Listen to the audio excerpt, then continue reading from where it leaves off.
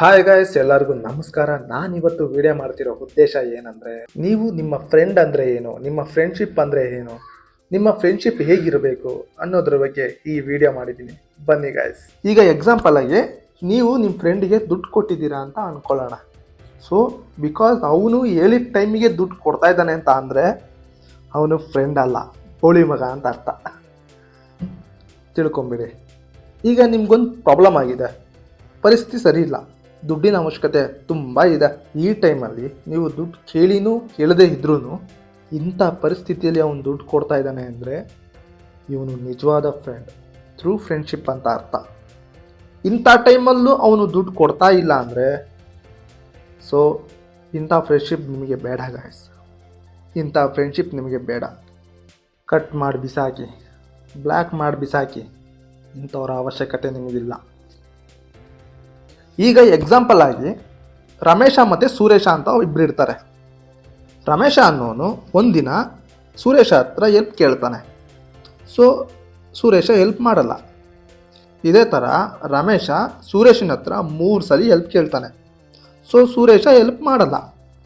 ಹಾಗಾದರೆ ಸುರೇಶನ ಹತ್ರ ಹೆಲ್ಪ್ ಕೇಳ್ತಿರೋ ರಮೇಶ ಸುರೇಶನ್ ಎಷ್ಟು ಸಲ ಹೆಲ್ಪ್ ಮಾಡಿದ್ದಾನೆ ಅನ್ನೋದು ಮ್ಯಾಟ್ರ್ ಆಗುತ್ತೆ.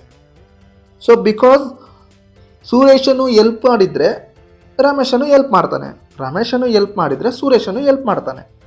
ಹಾಗಾದರೆ ಇಬ್ಬರದು ಒಂದೇ ಗುಣ, ಒಂದೇ ವ್ಯಕ್ತಿತ್ವ ಆಗುತ್ತೆ. ಹಾಗಾದರೆ ನೀವು ನಿಮ್ಮ ಫ್ರೆಂಡಲ್ಲಿ ಏನನ್ನು ನೋಡಿ ಫ್ರೆಂಡ್ಶಿಪ್ ಮಾಡ್ತಾಯಿದ್ದೀರಾ?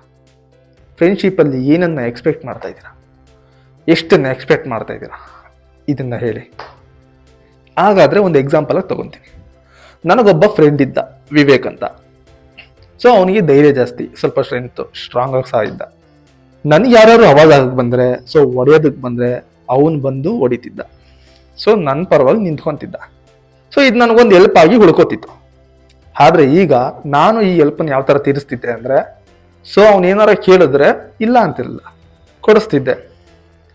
ಟೀ ಆಗ್ಬೋದು, ಪಪ್ಸ್ ಆಗ್ಬೋದು, ಸಿಗರೇಟ್ ಆಗ್ಬೋದು. ಸೊ ಈ ಥರ. ಸೊ ಹಾಗಾದ್ರೆ ನೀವು ತಪ್ಪು ತಿಳ್ಕೊಬೇಡಿ ಬ್ರೋ, ಏನಾದರೂ ಕೊಡ್ಸಿದ್ರೆ ಮಾತ್ರ ನಾ ಫ್ರೆಂಡ್ಶಿಪ್ ಉಳ್ಕೊಳ್ಳೋದು ಅಂತ. ಇಲ್ಲ ಗಾಯ್ಸ್, ಇದು ತಪ್ಪು. ನೀವು ಏನಾದರೂ ಈಸ್ಕೋತಾ ಇದ್ದೀರಾ ಅಂದರೆ ಕೊಡೋದು ಕರ್ತವ್ಯ ಗಾಯ್ಸ್, ತಿಳ್ಕೊಂಬಿಡಿ ಆಯಿತಾ ಗೈಸ್. ಇನ್ನೊಂದೇನೆಂದರೆ, ನಿಮ್ಮ ಟೀಮಲ್ಲಿ ಒಂದು 5-6 ಜನ ಇರ್ತಾರೆ ಅಂತ ಅನ್ಕೊಳ್ಳೋಣ.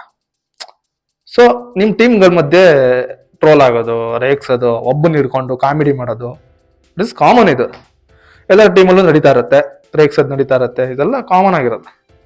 ಆದರೆ ಯಾರೋ ಒಬ್ಬ ಹೊರಗಿನವನು ಅಥವಾ ನಮ್ಮ ಆಪೋಸಿಟನು, ಬೇರೆಯವನು ನಮ್ಮನ್ನು ನೋಡಿ ನಗಬೇಕಾದ್ರೆ, ಇಡೀ ಜಗತ್ತು ನಮ್ಮನ್ನು ನೋಡಿ ಹಾರ್ಕೋಬೇಕಾದ್ರೆ, ಯಾವಾಗ ನಿಮ್ಮ ಫ್ರೆಂಡು ನಿನ್ನನ್ನು ನೋಡಿ ನಗ್ತಾನಲ್ಲ, ಅಂಥ ಫ್ರೆಂಡ್ಶಿಪ್ ನಿಮಗೆ ಬೇಡ.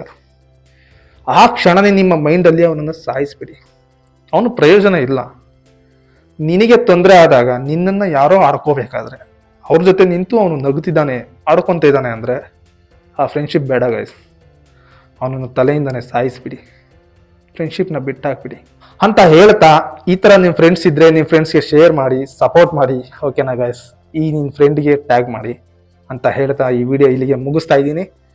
ಓಕೆ ಗೈಸ್, ಎಲ್ಲರೂ ಲೈಕ್ ಆ್ಯಂಡ್ ಸಬ್ಸ್ಕ್ರೈಬ್ ಮಾಡ್ಕೊಳ್ಳಿ. Bye guys.